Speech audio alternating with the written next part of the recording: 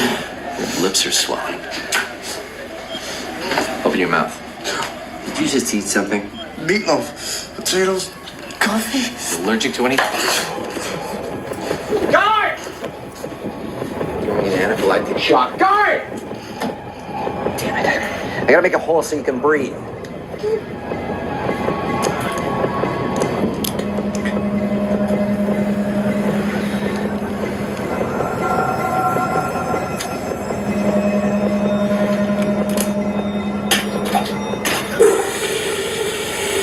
Get away from him. He's having an allergic reaction. He can't breathe. Lie on the ground with your hands behind your head. Alvarez, look at what I'm doing. It's a tracheotomy. Come on, man. You know I'm a doctor.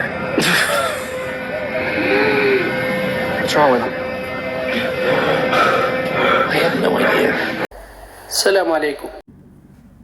C'est vrai? Aussi juste Dr House? Il faut savoir que c'est vrai. Ça s'appelle une cricothyroïdotomie d'urgence. C'est un geste d'extrême urgence où on n'a pas le temps d'attendre quoi que ce soit. Ça se sous-entend que tout médecin doit savoir le faire et avoir le courage de le faire, même s'il ne l'a jamais fait.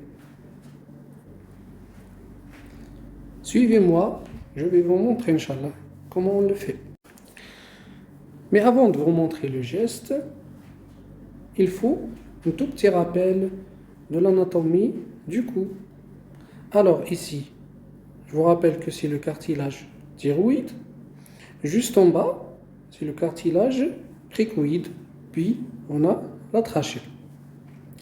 Il faut savoir que entre le cartilage thyroïde et le cartilage cricoïde, il y a ce qu'on appelle la membrane cricothyroïdienne. Elle se situe directement en dessous des cordes vocales.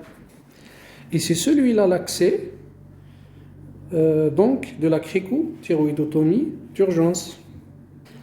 C'est en traversant cette membrane qui est avasculaire qu'on aura accès aux voies aériennes inférieures.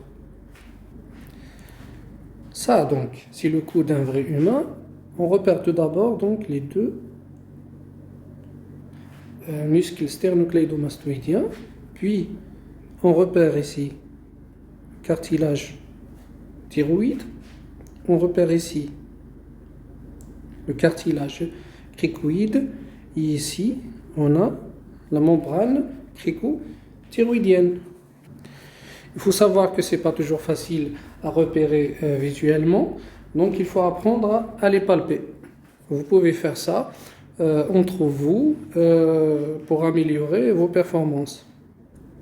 Il faut savoir qu'elle se situe donc sur la ligne médiane du cou. Maintenant, je vous montre comment on fait ce geste.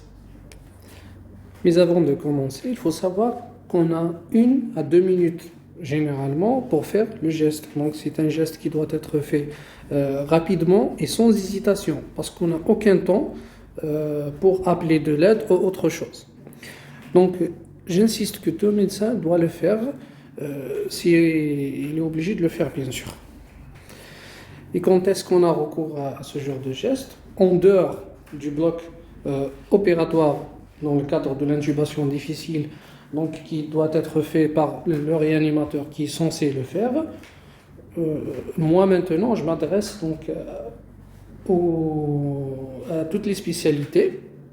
Donc, on peut être amené à faire ce genre de geste, que ce soit dans l'hôpital ou dehors.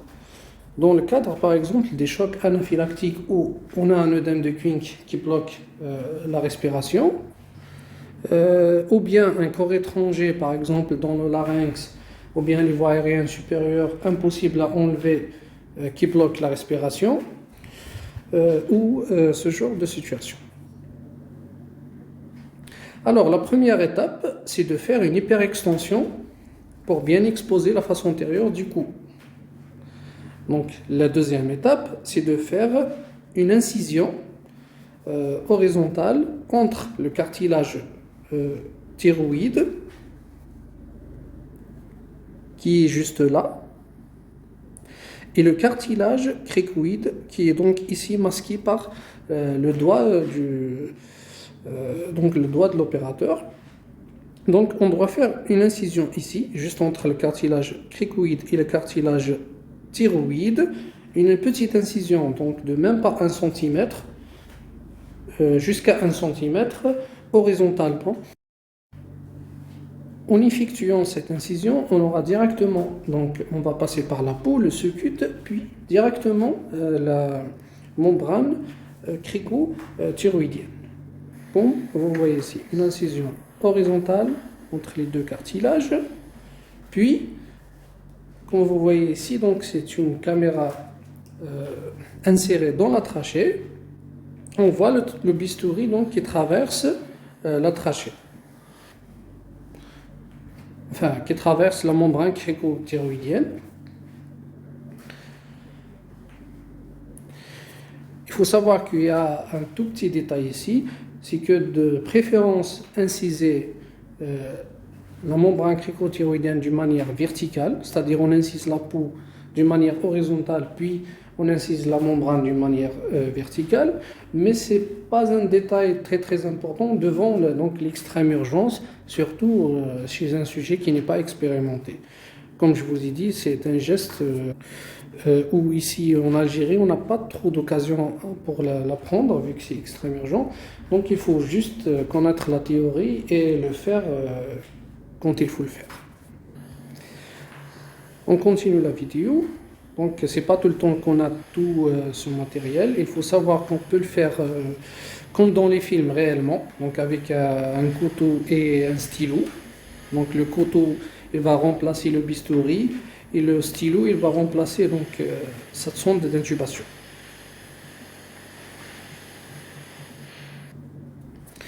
Je vous remercie. N'oubliez pas d'abonner, de liker et de partager cette vidéo.